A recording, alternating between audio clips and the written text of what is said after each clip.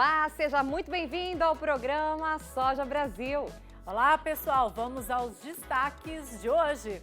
Custeio de produção, vamos acompanhar os valores das últimas safras e os preparativos para essa temporada. Vamos entender por que teve redução do PIB da cadeia produtiva da soja e quais os fatores podem amenizar essa queda. A expedição Soja Brasil passa por São Paulo. A área de soja plantada no estado pode ser reduzida. Safra americana tem aumento de expectativa de produção.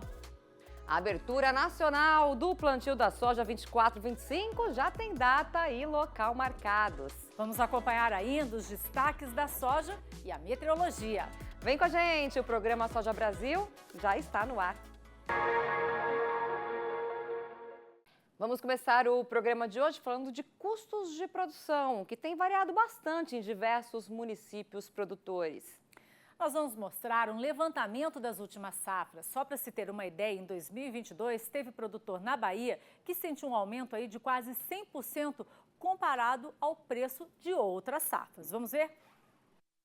Na primeira semana de agosto, a média do preço da saca de soja de 60 quilos foi cotada em R$ 136. Neste mesmo período do ano passado, o valor chegou a R$ 149. Para os produtores, como a oscilação nos números impacta nos custos de produção? Investindo menos, tentando resgatar um pouco do que já está no solo. A poupança nossa fica mais no solo do que na própria mão.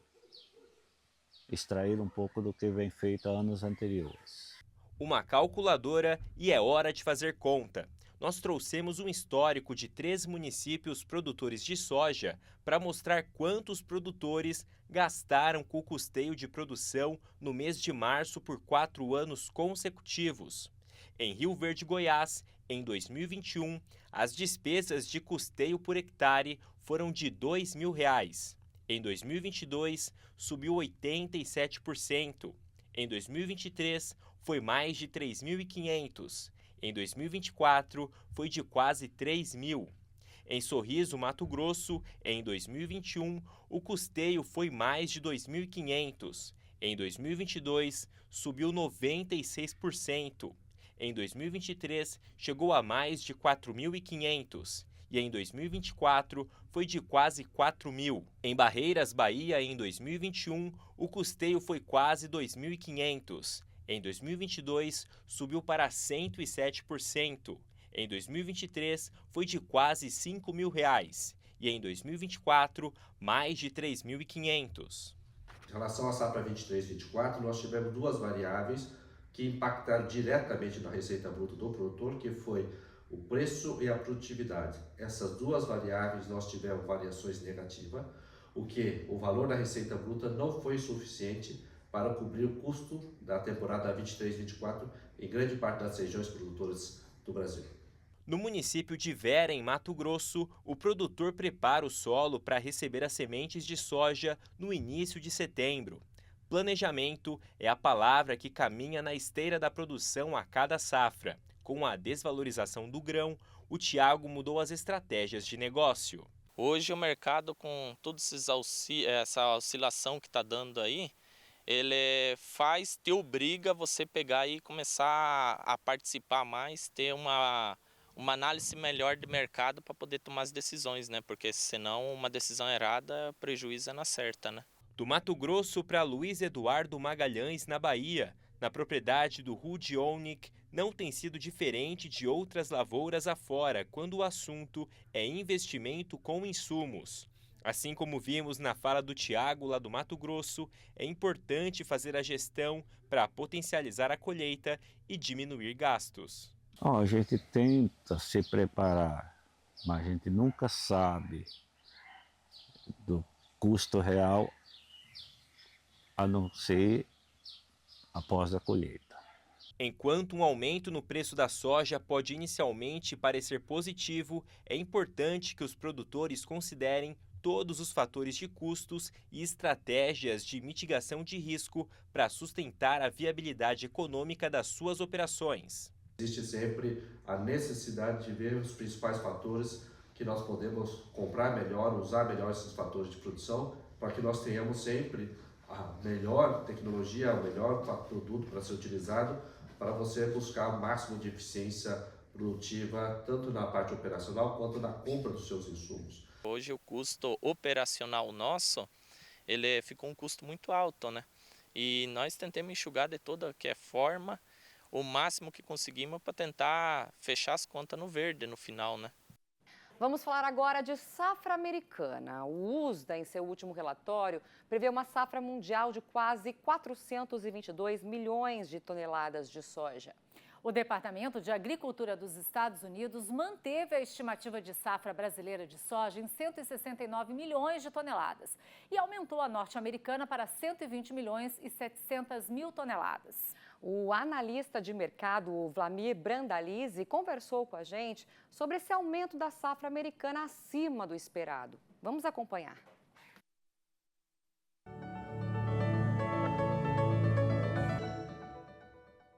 O mercado hoje já tem uma ideia de que a safra americana ela vai ser na faixa de 120, 121 milhões de toneladas. Isso é o número que está circulando, é o número do uso que é 120,7. E não acredito que isso vai influenciar muito mais do que já influenciou.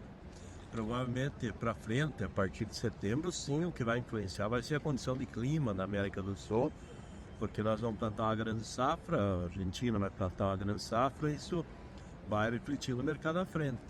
Mas eu acho que o mercado já está muito perto do fundo do poço, já está abaixo do custo de produção americano do produtor. Há uma retenção de vendas tanto no Brasil como na Argentina, no Paraguai de safra nova. Nos Estados Unidos o produtor também não mostra interesse em novas vendas nesses patamares, ou seja, o mercado parece que bateu aí muito perto do fundo ou próximo do fundo. E agora em diante aí tem pouco espaço na baixa, mesmo com a safra cheia nos Estados Unidos. E agora vamos acompanhar como deve ficar o clima nos Estados Unidos para os próximos dias e também aqui no Brasil.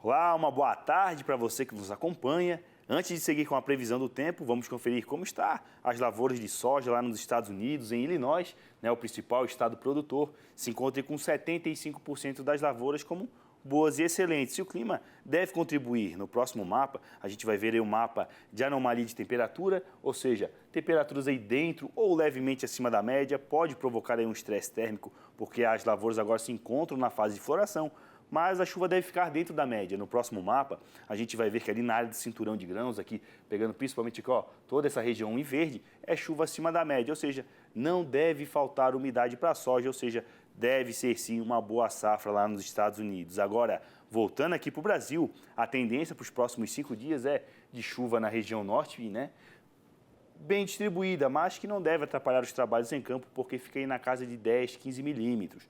No Mato Piba, chuva mal distribuída, que ajuda principalmente a aliviar o calorão, elevar a umidade relativa do ar, e o mesmo deve ocorrer na região centro-oeste, ou seja, o produtor vai conseguir aí finalizar a colheita do milho segunda safra.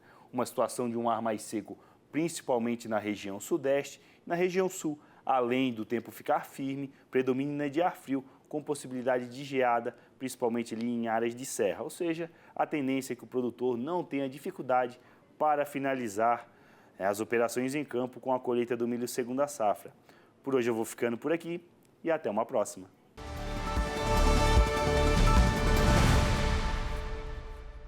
Vamos agora aos destaques da soja.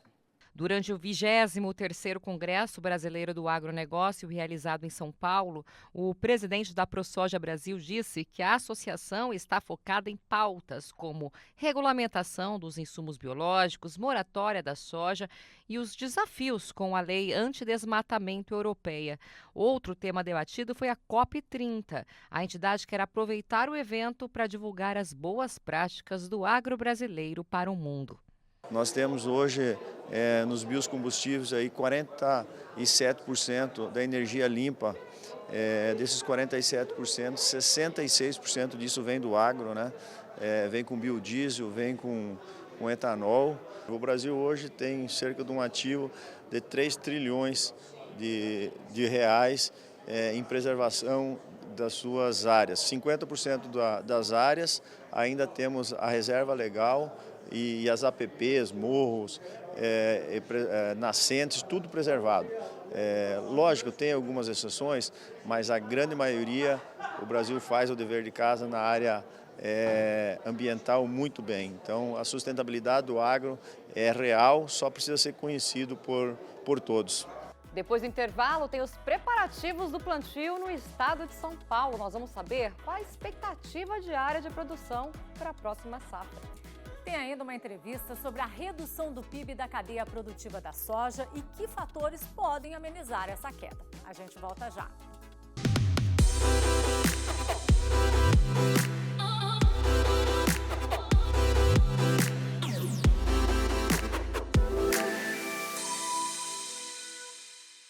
Realização Canal Rural e a ProSoja Brasil. Patrocínio Mitsubishi, novas L200 Triton Terra e Urban, paixão por picapes. Intacta 2 Extend, produtividade e 2x é 2 vezes mais tecnologia. Campo Forte, nosso forte é fazer você produzir mais. Coordenação técnica Embrapa. Consultoria, Safras e Mercado, Harvey Agribusiness School e Climatempo.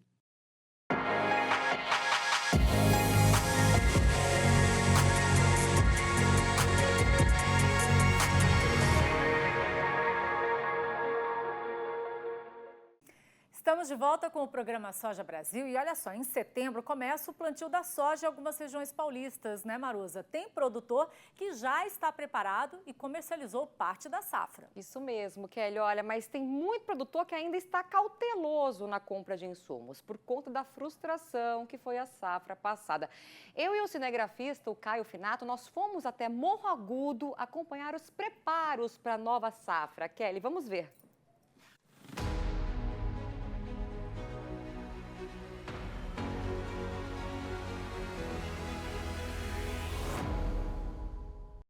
Na propriedade do seu Augusto, os preparativos estão adiantados.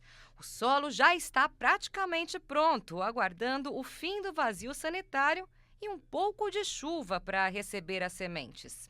Nas áreas onde a gente tem a oportunidade de colocar a torta de filtro, a gente coloca um composto, né, uma torta de filtro, e a gente já gradeou, já subsolou. E nas áreas onde é plantio direto, a gente já fez calcário enterrado, já enterramos, que a gente faz um sistema de enterrar o calcário nas entrelinhas da cana para poder plantar a soja, já enterramos também. Ele produz soja em áreas de reforma de cana-de-açúcar em São Paulo e Minas Gerais, totalizando 500 hectares. Mesmo com a produtividade menor na última safra, com média de 52 sacas por hectare, ele espera colher entre 68 e 70 sacas nesta temporada. Eu já tenho minha área, né, que eu vou plantar soja esse ano, então eu já fiz todas as compras de insumos necessárias. Já vendi o meu custo para essa safra, né, para o ano que vem, então já travei o meu custo com o que eu gastei, né, de fertilizantes e defensivos. Agora é esperar. Estou bastante otimista para o ano, eu acho que perto dos outros produtores, mas é o jeito que eu venho trabalhando aos anos passados também. Mas esse não é o cenário para a maioria dos produtores paulistas. Após a safra frustrada, muitos produtores ainda estão cautelosos na compra de insumos. Eu acredito que grande parte das compras ainda não foram feitas, né? Muita gente ainda renegociando dívida da safra passada, esperando que o adubo caísse, né? Que as sementes estivessem numa relação de troca mais atrativa, e agora aconteceu tudo ao contrário, né? Quem fez isso anteriormente acertou, mas pouca gente fez. Então, o pessoal tá se preparando, está esperando a definição das áreas, né? Para aí sim fazer todo esse planejamento. As expectativas de consultorias para esta nova temporada no Brasil apontam um aumento de área plantada. Aqui em São Paulo, porém, a previsão é de uma queda de aproximadamente 5%. É que os produtores paulistas estão optando por culturas perenes, como eucalipto e cana-de-açúcar, e também culturas que fazem rotação com canaviais, como o amendoim. A gente acredita que vai ter uma diminuição de área, muito por conta dessa rentabilidade, e outra porque o São Paulo é um estado muito diversificado em culturas. Aqui nós temos cana-de-açúcar, amendoim, citros, e a soja acaba competindo com essas culturas. O PIB da cadeia da soja e do biodiesel deve diminuir 5,33% em 2024 devido à quebra da safra e seus reflexos. Um relatório do CPE em parceria com a Biov mostra alguns resultados para a cadeia. A pesquisadora do CPE, Nicole Renaud, é a nossa convidada, já aparece aqui, vai explicar um pouquinho para a gente o porquê dessa queda. Bem-vinda aqui. A base dessa cadeia é agrícola, depende de clima e o PIB deve cair esse ano por conta de clima, né? Isso acontece pontualmente quando nós temos quebra de safra, já aconteceu em outros anos, né? 2012, 16, 19, 22 e agora novamente, como nós tivemos condições climáticas desfavoráveis, o PIB da cadeia produtiva deve reduzir. Eu só acho importante fazer um destaque, né? Que mesmo assim, se a gente olha para a tendência, é de um crescimento muito acelerado ao longo do tempo. O PIB da cadeia cresceu 84% em comparação com 2010, que é o início da nossa série. E para vocês terem uma referência, a economia brasileira cresceu mais ou menos 15% nesse mesmo período, né? Então, quebras de safra acontecem pontualmente, como nesse ano, e por conta disso a gente tem essa queda projetada no PIB da cadeia. Mas, Nicole, existem aí alguns fatores que podem compensar essa queda? Como a gente espera um bom resultado para a agroindústria, então, mesmo com uma produção menor de grão, né, se espera que aumente o processamento, isso muito vindo também com a demanda de biodiesel, né? A soja continua gerando PIB, então, depois da porteira, né? Se ela não foi exportada diretamente, entrou na indústria, a geração de PIB, de emprego, continua na cadeia produtiva. Vamos falar um pouquinho de exportação. As exportações aumentaram, mas o valor nem tanto. Explica para a gente o que aconteceu. Pensando em exportação, os embarques, né, os volumes embarcados, eles foram maiores lá no primeiro trimestre, que é o período que a gente está analisando, mas o cenário, né, para quem acompanha a cadeia produtiva sabe que é de preços baixos, né? Os preços internacionais, eles caíram nesse período, porque a gente tem uma situação confortável, né, pensando em oferta e demanda, mesmo com uma demanda aquecida, né? Foram várias safras aí sucessivas com bons volumes, então a situação está confortável em termos de oferta e demanda, os preços caíram. Nicole, vamos explicar aí um pouquinho o que significa para o produtor da porteira para dentro quando tem essa queda do PIB? A queda do PIB é exatamente o que o produtor está vendo ali no dia a dia dele, né? O PIB é uma medida de valor adicionado, é quanto o produtor agregou ali de PIB na economia. E o que aconteceu, né? O produtor se planejou para uma safra maior, ele aumentou sua área, comprou mais insumo, comprou mais semente, mais fertilizante, né? Expandiu, o clima frustrou essa expectativa e a produção caiu, né? Então, digamos, ele aumentou o seu consumo ali de insumos e não conseguiu a produção esperada. Isso é a queda do PIB que a gente está mostrando, né? O CPE com a Biov, a gente faz um acompanhamento a mais, que coloca os preços aí na jogada e esse ano, particularmente, né, até agora, a situação se torna pior do ponto de vista do produtor, porque mesmo com esse volume menor, os preços também caíram quando nós olhamos para o primeiro trimestre do ano, né? Então, se a gente pensa em renda, a queda é maior do que a queda do PIB, que é uma medida de volume. Na prática, isso significa algum estreitamento ali das margens, né? Nicole, queria agradecer a sua participação aqui com a gente, explicando um pouquinho melhor esse cenário aqui para o produtor, aqui o pessoal que acompanha o Projeto Soja Brasil. Volte mais vezes aqui com a gente no programa, tá bom? Obrigadão. Muito obrigada. Tchau, tchau. Tchau. E agora é hora do nosso Soja em 1 minuto.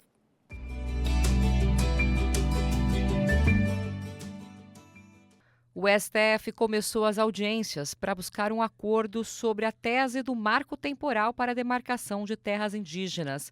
Uma comissão especial foi criada por determinação do ministro Gilmar Mendes. O próximo encontro para discutir o assunto será no dia 28 de agosto. A produção de soja 23-24 do Paraguai, sexto país que mais produz soja no mundo, deve se consolidar em quase 10 milhões de toneladas. As expectativas eram de que o resultado passado configurasse um novo recorde, o que não ocorreu, mas a produção é superior do que a da safra anterior, de acordo com a Stonex. A Embrapa Cerrados e uma empresa da Coreia do Sul assinaram uma parceria. O objetivo da companhia asiática é buscar no Brasil cultivares de soja não transgênica com bom desempenho para a fabricação de produtos alimentícios bastante consumidos no continente.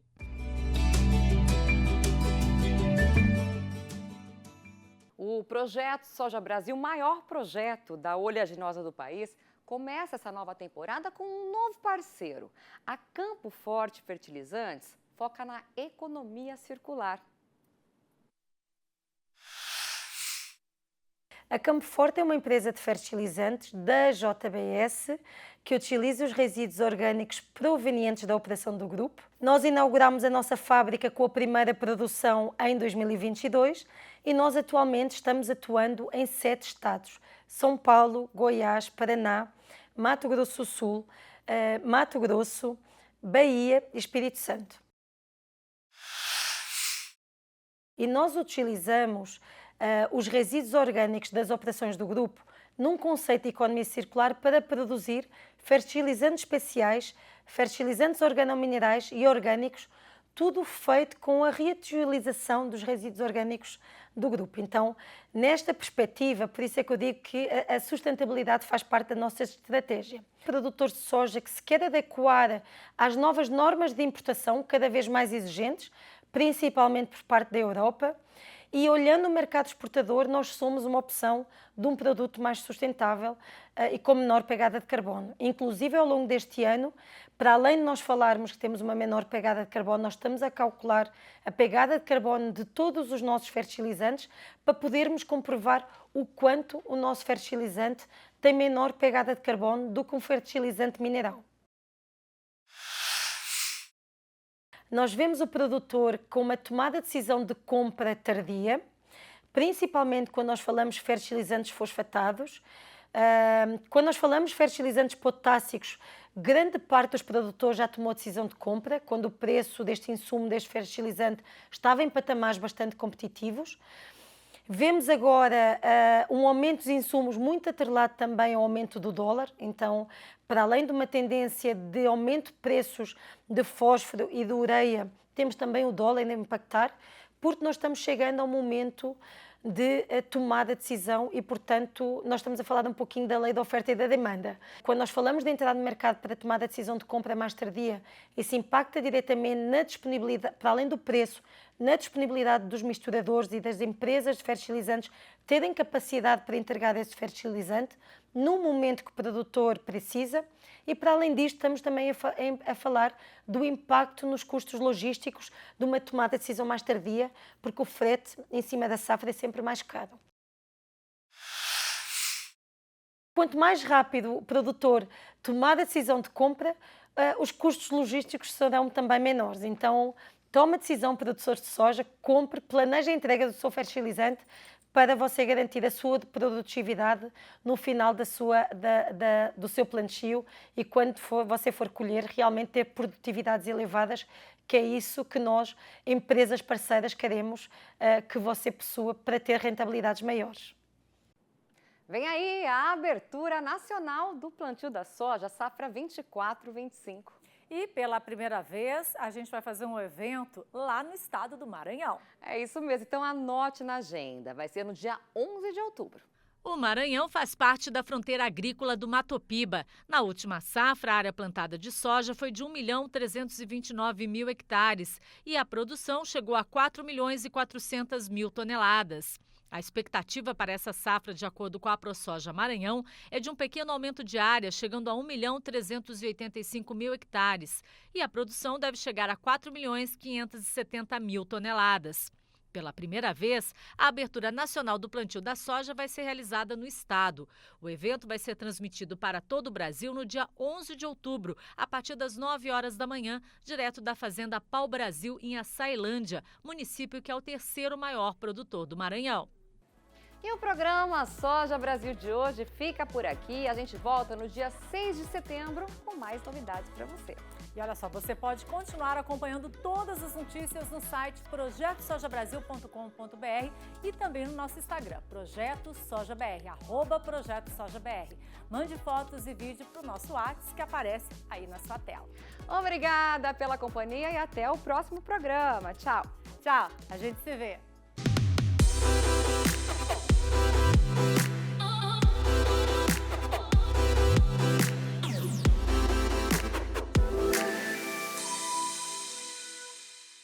Realização Canal Rural e a ProSoja Brasil. Patrocínio Mitsubishi, novas L200 Triton Terra e Urban, paixão por picapes. Intacta 2 Extend, produtividade e 2x é 2 vezes mais tecnologia. Campo Forte, nosso forte é fazer você produzir mais. Coordenação técnica Embrapa. Consultoria, Safras e Mercado, Harvem Agribusiness School e Climatempo.